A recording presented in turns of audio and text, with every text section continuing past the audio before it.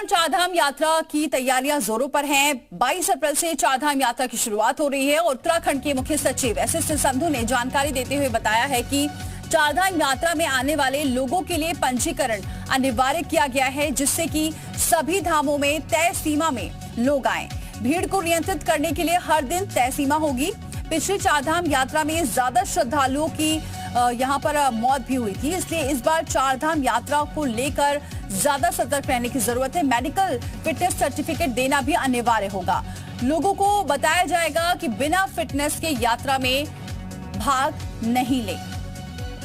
निर्णय हुआ कि इसको नियंत्रित करने की जरूरत है। हमारे धामों की कैरिंग कैपेसिटी सीमित है, तो जितनी सीमा तक वो संख्या ले सकते हैं उतने ही प्रत्येक दिन हम यात्रियों को अलाउ करें, ताकि उनका अनुभव भी ठीक रहो। नहीं तो यहाँ आके बहुत ज़्यादा धक्का मुक्की मिले और जो बुज़ुर्ग हैं या कोई बीमार हैं उनको कोई चोट लग जाए, और या ना भी चोट लगे वो एक अच्छा अनुभव ना लेके जाएं वापस अपने देश प्रदेश में, तो वो एक प्रदेश सरकार कभी नहीं चाहेगी। और हमारा प्रयास है कि सभी की स्क्रीनिंग करें। हम उनको कम से कम अपना अनुरोध करें कि आपकी सेहत पहले ही चेक करा के आएँ, ताकि कोई दुर्घटना ना हो। और यहाँ भी हम चेक करेंगे। और चलिए, सुरेंद्र सिला इस खबर पर जुड़ चुके हैं। सुरेंद्र, काफी कुछ तैयारियां की जा रही हैं चारधाम यात्रा को लेकर, और सबसे बड़ी बात यह है कि मैंडेटरी कर दिया गया है कि सर्टिफिकेट, मेडिकल सर्टिफिकेट जरूरी है आपके लिए अगर आप चारधाम यात्रा आते हैं तो।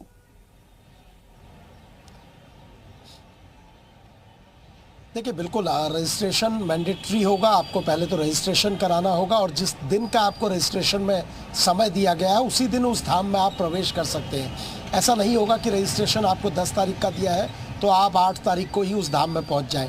ऐसा इसलिए किया गया है क्योंकि पिछली बार बड़ी संख्या में श्रद्धालुओं की जो भीड़ थी वो हमने देखी थी केदारनाथ में, बद्रीनाथ में, सभी जगह पे। और अगर ऐसी स्थिति होती है तो भगदड़ की स्थिति होती है। इसलिए ये पहले से ही नियंत्रित करने के लिए रजिस्ट्रेशन प्रक्रिया की गई है, ताकि जिस दिन के लिए आपका आवेदन होगा, अगर उस दिन संख्या फुल हो गई तो अगले दिन या उसके अगले दिन का आपको रजिस्ट्रेशन दिया जाएगा। इसके साथ ही जो बुजुर्ग लोग हैं, पिछले बार करीब 250-300 से ज़्यादा लोगों की मौत अकेले केदारनाथ में हुई थी। ऐसे ही बद्रीनाथ में हालात थे। तो इसलिए ये कहा गया है कि जो लोग बुजुर्ग लोग हैं वो मेडिकल फिटनेस सर्टिफिकेट लेके आए। उनका बीपी क्या है, उनका शुगर लेवल क्या है, उनको किसी तरह की कार्डियो की कोई प्रॉब्लम तो नहीं है, ये सारी चीज़ें अगर लोग लेकर आएंगे तो उनके लिए सहूलियत होगी।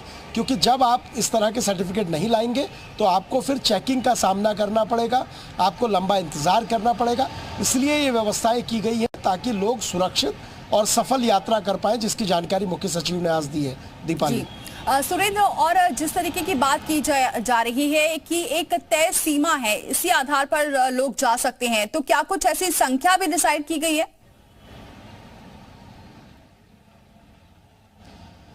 देखिए, अभी संख्या को ओपन नहीं किया गया है, मतलब संख्या का खुलासा नहीं किया गया, लेकिन जो कैरिंग कैपेसिटी है वो हर धाम की निश्चित है। किस धाम में 15,000 की कैपेसिटी रह सकती है, किस धाम में 20,000 रह सकता है, और कौन सा ऐसा धाम है जिसमें केवल 10,000 लोगों को ही हम प्रतिदिन बुला सकते हैं। तो इसलिए ये तय किया गया है कि जिस भी धाम की जितनी कैरिंग कैपेसिटी होगी उसके अलावा फिर जो आवेदन करेगा उसे फिर अगली डेट दी जाएंगी। इसका एक तो रहने की व्यवस्था बेहतर होगी, खाने की व्यवस्था बेहतर होगी। पिछले बार की जो तस्वीर थी रामबाड़ा से खासतौर पे केदारनाथ धाम के पैदल मार्ग की, बहुत ज़्यादा भीड़ थी, उसमें घोड़े भी चल रहे थे, उसमें पैदल यात्री भी थे, और किसी भी तरीके की कोई दुर्घटना हो सकती थी। तो केंद्र ने भी इस पर कहीं ना कहीं चिंता जताई थी, और ये सारी चीज़ें देखते हुए ये चीज़ें मैंडेटरी की गई हैं कि जब तय सीमा होगी तो अनावश्यक लोग नहीं आएंगे और लोगों को किसी तरह की परेशानी भी उस धाम में नहीं होगी। दीपाली। शुक्रिया सुरेंद्र, ये जानकारी हम तक पहुंचाने के लिए।